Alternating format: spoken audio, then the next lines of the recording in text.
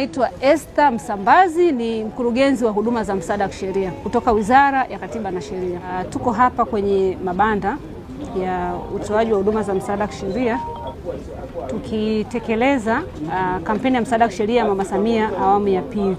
Awamu ya kwanza ilitekelezwa kwa muda wa miaka mitatu tangu mwaka 2023 na tulikamilisha mwaka 2026.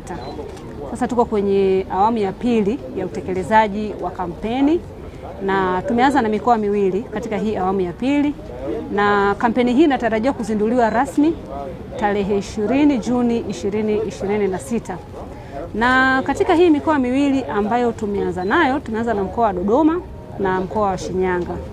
Kwa upande wa mkoa wa Dodoma, kampeni imeanza kutekelezwa tarehe 1 siku ya Mei Mosi mwezi wa 5 na itakamilika tarehe 15, na imekwenda katika halmashauri zote 8 za mkoa wa Dodoma. Kitu cha kipekee ambacho kampeni safari hii awamu ya pili imekizingatia ni kwamba kwanza tumeongeza idadi ya siku kutoka siku 9 mpaka siku 15. Kwa nini tumeongeza idadi ya siku?